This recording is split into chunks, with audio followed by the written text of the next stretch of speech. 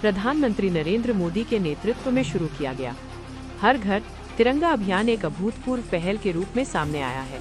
हर घर तिरंगा अभियान ने पूरे देश में एक अभूतपूर्व उत्साह का संचार किया है और इसी उत्साह की लहर प्रयागराज तक भी पहुंच गई है।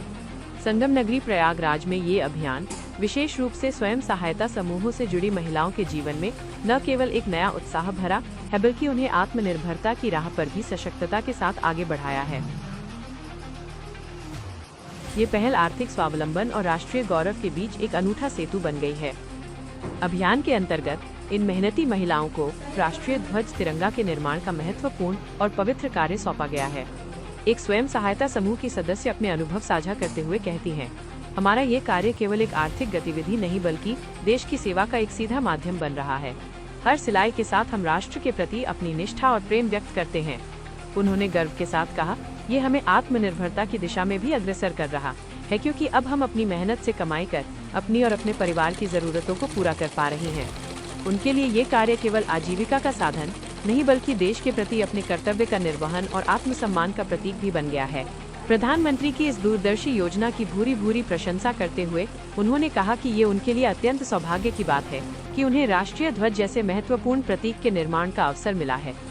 इस कार्य से उन्हें न केवल आर्थिक लाभ मिल रहा है बल्कि वे हर घर तिरंगा जैसे राष्ट्रव्यापी अभियान को सफल बनाने में अपना बहुमूल्य योगदान भी दे रही हैं।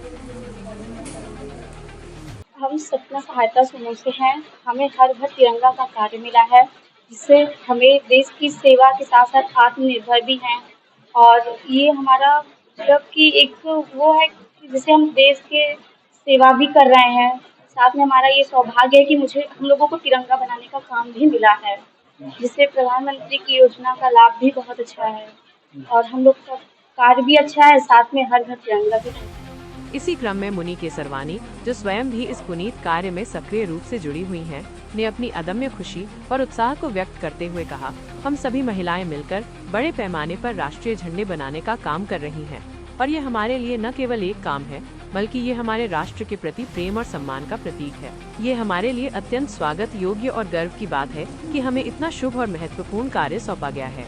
उन्होंने आगे स्पष्ट किया कि महिलाओं में दिख रहा यही अप्रतिम उत्साह और लगन ही हर घर तिरंगा अभियान को पूरे देश में तीव्र गति प्रदान कर रहा है और इसे जन आंदोलन का रूप दे रहा है। सर, हम लोग झंडे का काम करें, हमारे सौभाग्य की बात है कि हमको झंडा बनाने का काम मिला, एक सौभाग्य हमको मिला और घर घर तिरंगे का काम भी चल रहा है। इसी हिसाब से प्रधानमंत्री जी का बहुत बहुत धन्यवाद ये कि हम लोग कार्य कर रहे हैं। सर, कितनी बड़ी ये योजना है, इससे कितना लाभ हो रहा है?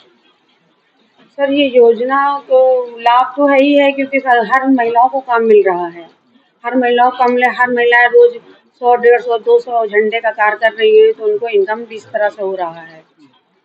जी, कितनी अच्छी योजना मानती है प्रधानमंत्री जी से तमाम योजनाओं का, उस योजना को क्या कीजिए? सर बहुत अच्छी योजना है। ये सौभाग्य है हम लोगों का कि सर हम लोगों को तिरंगा बनाने का मौका मिला। ये योजना केवल महिलाओं को आर्थिक रूप से आत्मनिर्भर और सशक्त नहीं बना रही है बल्कि उन्हें राष्ट्रीय गौरव के इस पुनीत कार्य में सीधे तौर पर भागीदारी का अवसर प्रदान कर उनके आत्मसम्मान और राष्ट्र प्रेम की भावना को भी अभूतपूर्व रूप से पोषित कर रही है। ये सिर्फ एक अभियान नहीं बल्कि महिला सशक्तिकरण और राष्ट्र निर्माण का एक जीता जागता उदाहरण बन गया है।